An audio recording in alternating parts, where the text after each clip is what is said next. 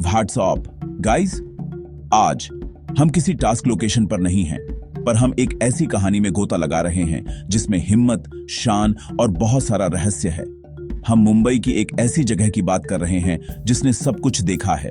वहीं कोलाबा में अरब सागर के पास एक ऐसी इमारत खड़ी है जो बीते युग की कहानी बताती है। मैं मुकेश मिल्स की बात कर रहा हूं। अब इसे देखकर आपको टूटी दीवारें, जंग लगा लोहा और एक अजीब सी खामोशी मिलेगी जो हवा में छाई रहती है। यह आज इसलिए मशहूर नहीं है कि यह क्या थी, बल्कि उन कहानियों के लिए है जो इसके वीरान गलियारों में मंडराती हैं। यह एक ऐसी जगह है जो आपकी हिम्मत को चुनौती देती है, एक असली जिंदगी की चुनौती जो बस आपका इंतजार कर रही है कि आप अंदर कदम रखें और इसकी वाइब महसूस करें। यह जगह हमेशा से ऐसी डरावनी खंडहर नहीं थी। आपको पता है, 1870 के दशक में यह इंडस्ट्री का एक पावर हाउस थी। ईस्ट इंडिया कंपनी ने इसे बनाया था और यह एक चलती फिरती कॉटन मिल थी। कल्पना कीजिए, हजारों मशीनों के पूरी रफ्तार से चलने की आवाज, रोजी रोटी कमाने वाले मजदूरों की ऊर्जा, मुंबई की हवा में कपास और कड़ी मेहनत की महक। यह प्रगति का प्रतीक थी, मुंबई के टेक्सटाइल बूम में एक अहम खिलाड़ी। एक सदी से ज्यादा समय तक मुकेश मिल्स जिंदा थी, कॉमर्स का एक धड़कता दिल जिसने शहर के विकास में योगदान दिया। यह कई लोगों के लिए सपनों और अवसरों की जगह थी, जो काम करने और अपने परिवारों के लिए भविष्य बनाने शहर आए थे। पर फिर एक ही दुखद दिन में सब कुछ बदल गया। साल था 1982। एक बड़ी आग लग गई, इतनी भयंकर आग कि उसने पूरी मिल को जला दिया। कोई निश्चित रूप से नहीं जानता कि यह कैसे शुरू हुई। कुछ कहते हैं कि यह एक दुर्घटना थी, जबकि कुछ और गहरे कारणों के बारे में फुसफुसाते हैं। आग घंटों तक भड़कती रही, शानदार इमारत को अपने पुराने स्वरूप का कंकाल बना दिया। यह आग इतनी विनाशकारी थी कि इसने सिर्फ मशीनों और इमारतों को ही नहीं जलाया, इसने रोजी रोटी और भविष्य को भी तबाह कर दिया। मिल इस आपदा से कभी उबर नहीं पाई।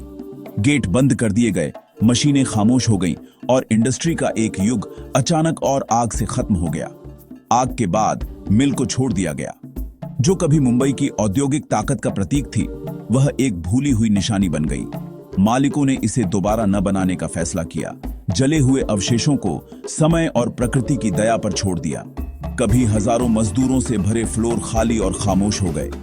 फर्श की दरारों से और कालिक से सनी दीवारों पर खरपतवार और जंगली पौधे उगने लगे।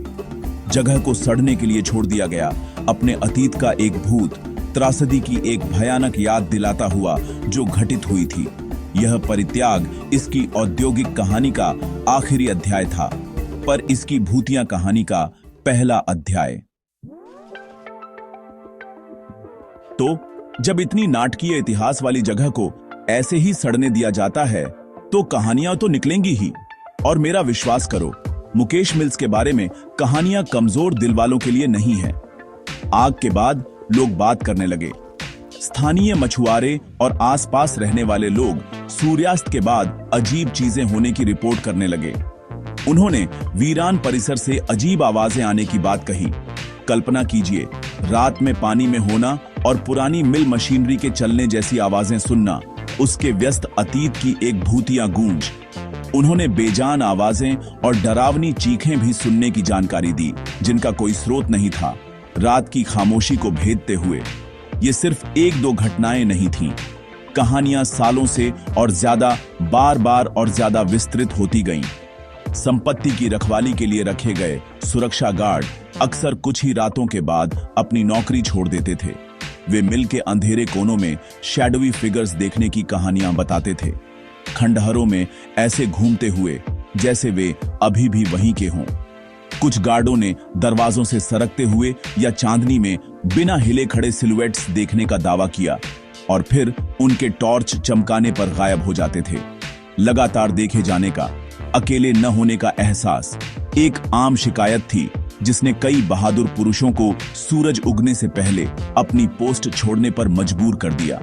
यह सिर्फ आवाजों और परछाइयों के बारे में नहीं है।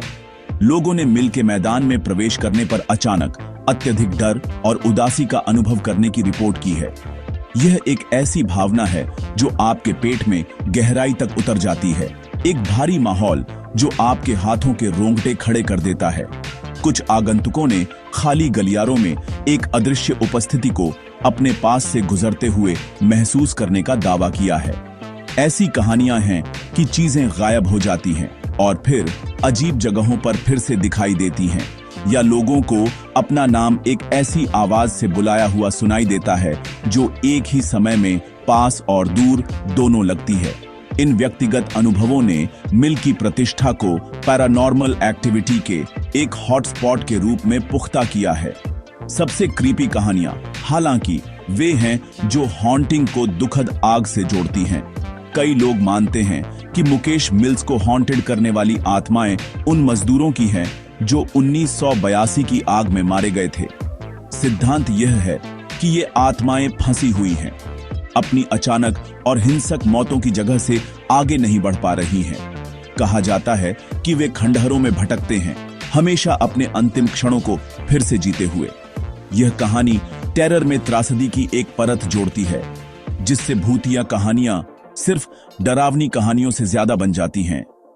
वे इस कभी महान संस्था को तबाह करने वाली आपदा की मानवीय लागत की एक गंभीर याद दिलाती हैं। अब यहां से और भी इंटरेस्टिंग होता है। आप सोचेंगे कि ऐसी स्पूकी रेपुटेशन वाली जगह से लोग बचेंगे, राइट? गलत। मुंबई जैसे शहर में हर यूनिक लोकेशन एक पॉसिबल फिल्म सेट होती है। मुकेश मिल्स का डिलैपिडेटेड रस्टिक चार्म, उसकी ऊंची छतें और क्रम्बलिंग ब्रिक वॉल्स इसे फिल्मों, कमर्शियल्स और म्यूजिक वीडियोस की शूटिंग के लिए एक इनक्रेडिबली पॉपुलर स्पॉट बनाते थे। डायरेक्टर्स को वह रॉ ग्रिटी बैकड्रॉप बहुत पसंद आता था जो यह प्रोवाइड करता था। तो फिल्म क्रू आने लगे, अपनी लाइट्स, कैमरा और बहुत सारा एक्शन साइलेंट रूइंस में लाते हुए।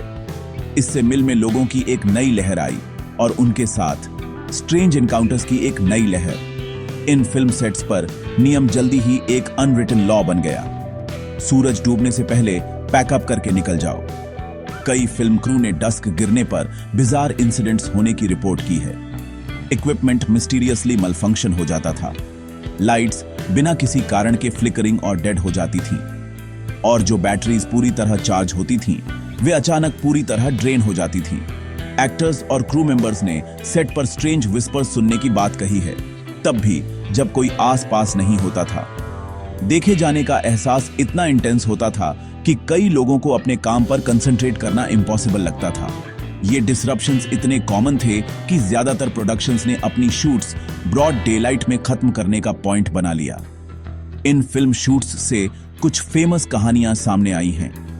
एक वेल नोन एक्ट्रेस एक सीन शूट कर रही थी जब वह अचानक एक मेल वॉइस में बोलने लगी, क्रू को तुरंत प्रेमिसेस छोड़ने की चेतावनी देते हुए। वह पोजेस्ड लग रही थी, उसका बिहेवियर पूरी तरह आउट ऑफ कैरेक्टर था और उसे बाद में उस इंसिडेंट की कोई मेमोरी नहीं थी। इस इवेंट ने पूरे क्रू को टेरिफाइड कर दिया और शूट तुरंत हॉल्ट कर दिया गया। एक और इंस्टेंस में एक क्रू मेंबर ने एक गोस्टली फिगर को अपनी पेरिफेरल विजन में देखने की रिपोर्ट की जब वह एक शॉट सेट कर रहा था, लेकिन जब वह देखने के लिए मुड़ा तो वहां क्रम्बलिंग वॉल्स और डिब्री के अलावा कुछ नहीं था। इन अनुभवों का एक रियल इम्पैक्ट पड़ा है। कई एक्टर्स और टेक्नीशियंस अब मुकेश मिल्स में काम करने से साफ मना करते हैं, खासकर रात के बाद। वे मानते हैं कि वह जगह जेन्युइनली हॉन्टेड है और कोई रिस्क नहीं लेना चाहते। फिल्म इंडस्ट्री के अंदर शेयर की गई कहानियों ने मिल की नोटोराइटी को और बढ़ाया है। एक लोकल से गोस्ट स्टोरी सुनना एक बात है, लेकिन एक वेल नोन सेलिब्रिटी या एक सीजन्ड फिल्म प्रोफेशनल से सुनना दूसरी बात है। उनके अकाउंट्स लेजेंड्स को एक सर्टेन क्रेडिबिलिटी देते हैं, जिससे सबसे स्केप्टिकल लोग भी सोचने पर मजबूर हो जाते हैं कि शायद मुकेश मिल्स की हॉन्टिंग में कुछ सच्चाई हो सकती है। तो असली बात क्या है? क्या मुकेश मिल्स सच में अपने अतीत की परेशान आत्माओं से हॉन्टेड है, या यह सब हमारी सामूहिक कल्पना का ही नतीजा है? यहीं पर आपको सिक्के के दोनों पहलुओं को देखना होगा। एक तरफ आपके पास अलग अलग लोगों, मछुआरों, सुरक्षा गार्डों, फिल्म क्रू और जिज्ञासु आगंतुकों से दशकों से लगातार कहानियां हैं। वे सभी एक जैसी घटनाओं का वर्णन करते हैं। अजीब आवाजें, शैडोवी फिगर्स और बेचैनी का एक ओवरवेलमिंग एहसास। विश्वास करने वालों के लिए एनेक्डोटल एविडेंस की यह भारी मात्रा ही काफी सबूत है। वे तर्क देते हैं कि इतने सारे लोग बार बार बिल्कुल एक जैसी बातें नहीं बना सकते। दूसरी तरफ आपके पास स्केप्टिक्स हैं। वे हर चीज के लिए लॉजिकल एक्सप्लेनेशंस देते हैं। अजीब आवाजें, वह टूटी हुई संरचनाओं से होकर हवा की सीटी बजाने या पास में समुद्र की लहरों के टकराने की आवाज हो सकती है। शैडोवी फिगर्स, एक जटिल डिलैपिडेटेड इमारत में प्रकाश और छाया के ट्रिक्स, या शायद क्रीपी एनवायरनमेंट में हमारे दिमाग का हम पर ट्रिक्स खेलना। डर का एहसास, यह सिंपल साइकोलॉजी है। जब आप किसी ऐसी जगह जाते हैं जिसे हर कोई कहता है कि हॉन्टेड है, तो आपका दिमाग पहले से ही डरने के लिए तैयार होता है। आप कुछ अजीब महसूस करने की उम्मीद करते हैं, इसीलिए आप हर छोटी सी संवेदना को पैरानॉर्मल के रूप में इंटरप्रेट करते हैं। यह सजेशन का एक क्लासिक मामला है। आप जो भी मानते हो, एक बात अनडिनायबल है। मुकेश मिल्स की कहानी एक पावरफुल कहानी है। यह मुंबई के सबसे आइकॉनिक हॉन्टेड लोकेशंस में से एक बन गई है। एक ऐसी जगह जो कल्पना को जगाती है और आपकी रीढ़ में सिहरन पैदा करती है। इसके ड्रामेटिक हिस्ट्री, उदय, पतन, दुखद आग और पैरानॉर्मल एक्टिविटी की बाद की कहानियों का संयोजन एक भूतिया कहानी के लिए एक परफेक्ट स्टॉर्म बनाता है जो बनी रहती है। मिल सिर्फ एक अबैंडन्ड बिल्डिंग नहीं है, यह मुंबई की कहानी का एक किरदार है, एक गहरा और रहस्यमय फिगर जो लोगों को मोहित और भयभीत करता रहता है। अंत में मुकेश मिल्स की कहानी एक चुनौती है।